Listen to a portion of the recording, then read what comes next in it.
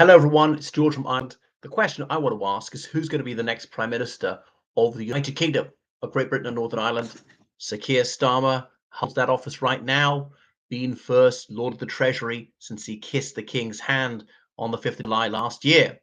And so, whilst Labour commands a majority in the House of Commons, Labour is going to provide the Prime Minister. And the next election doesn't have to be till like August 2029, but governments almost always call them early. And even this one in July was a little bit early. They could have gone on for about another 6 months. 2019 was early, 2017 was early, and so on. Um, so they probably won't go for the full 5 years. Looks like an election in 2028. Things are going all right for the governing party. They tend to call it a bit in advance rather than go on to a fifth year where things could go wrong in case anything cocks up. Now, Starmer is 62. His birthday's in September, 63. So, in 2028, he'll be 65, 66, retirement age is 67. And he's got really appalling approval ratings. So be a liability to lead them at the next general election. So probably when they realise the general election is coming up, a few months before that, he will announce he's stepping aside. Labour will elect a new leader, and Starmer will resign as Prime Minister. It'll take a couple of months to have that leadership election. And then he'll go to the palace and advise the king. It's the final act, Prime Minister advice. I advise you to send for whoever and appoint her, more likely her than him, as Prime Minister in my stead, and that'll happen.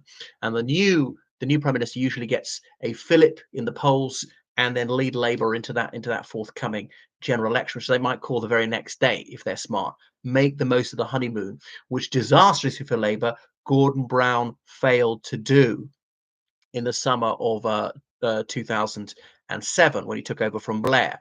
So there not been that many Labour prime ministers. Is it six only ever?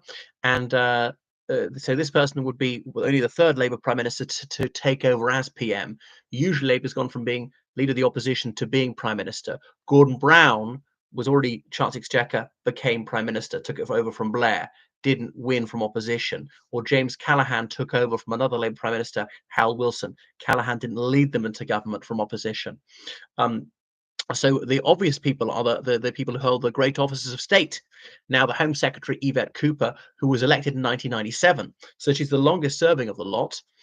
Longest serving than Starmer. Starmer's actually kind of a Johnny-come-lately, had a full career, an extraordinarily successful career as a barrister, director of the Crown Prosecution Service. So much though I despise him, I have some unwilling respect for him for his marvelous professional achievements.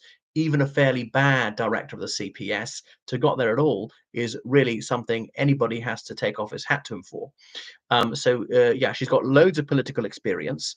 Rather disastrous Home Secretary releasing all these people early from prison when she could have built prisons very quickly, just like we built all those hospitals of coronavirus. She could have paid other countries to look after prisons. Other countries are renting out their prison space because they don't have a lot of prisoners, and so on. What else has she done? I mean, she's caused this massive speeding up in illegal immigration. People are coming across in boats. Still loads of people accommodated in hotels at eye-watering costs to the taxpayer. The police still completely woke, totally demoralized, believe that they can't use force to protect us from terrorists because they'll be charged with murder and so on. So not reassuring them at all. And then very, very difficult to join the police. And the police is mostly about enforcing far left ideology. But she's seasoned political operator, highly educated. She could get it. Who else will that leave? David Lammy, who's a race baiter, using far left racist language all the time, always exploiting racist grievances. So he's very bad news. And he'll always go on about his backstory that his parents came from Caribbean countries. I think it was Jamaica. He grew up working class. He won a scholarship to Harvard, blah, blah, blah. And obviously racist policies will have worked in his favor there, qualified as a barrister. Now, he's obviously quite bright. You have to be smart to be a barrister, definitely. And so on. An MP for Tottenham from quite a young age, about the age of 30, paying tribute to the high priest of racial conflict, Bernie Grant, his predecessor as parliamentarian for that constituency, who incited violence against the police. But so Starmer is a foreign secretary, even though he's said offensive things is an ignoramus, didn't know what white smoke was in relation to a papal election. So he is an international disgrace, Lammy. But there's we've already had a person of Indian extraction as Prime Minister of the United Kingdom. There's been no one who's of black ancestry as Prime Minister. Labour would like that one, and is actually the only male amongst the lot. Because if you look at the main contenders, almost certainly it won't be a white male who takes over. But well, they could go transgender, I suppose. And then there's Rachel Reeves, this disastrous Chancellor of the Exchequer, proven liar.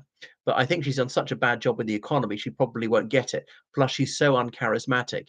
Yvette Cooper has got a bit of personality, maybe even David Lammy has.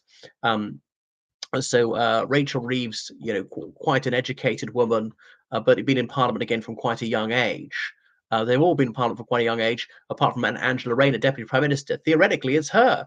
If Starmer drops dead, it takes him a while to choose a new PM. She would fill the role for days, maybe weeks. If he has to undergo surgery or he's under anaesthetic for any reason, it'd be her figure on the nuclear button, which is terrifying. I mean, he's such a stupid woman who probably couldn't find Russia on the map.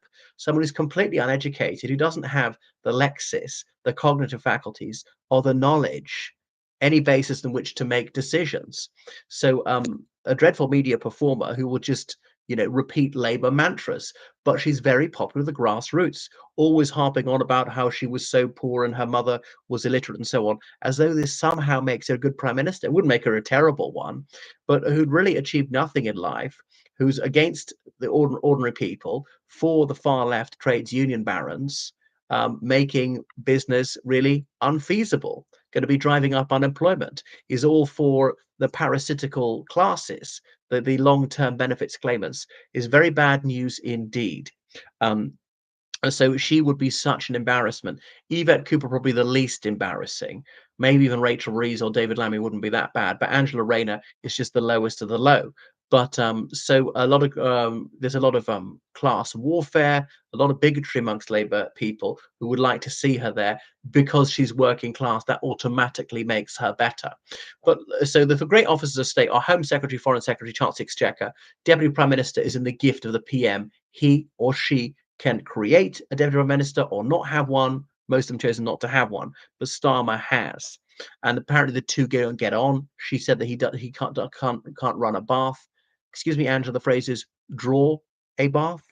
Flippancy aside, right? I know what she's saying, that he's incapable of controlling anything. Well, he did win that election handily, so shows how wrong she was. But there is tension behind the scenes, and as things start to go wrong in midterm, that's going to come out, like the TBGBs, Tony Blair, Gordon Brown. They won't be able to keep that concealed forever. And then outside those top four, people say Wes Streeting. He's young, but not too young. He's highly intelligent. Hill's gone about his backstory. Did he never meet his father? And he grew up very poor, blah, blah, blah. He went to Oxford. So the sort of lachrymose tale that appeals to leftists. And now he's openly gay. The United Kingdom's never had a homosexual prime minister. And some people say, wow, that would be a great first to notch up.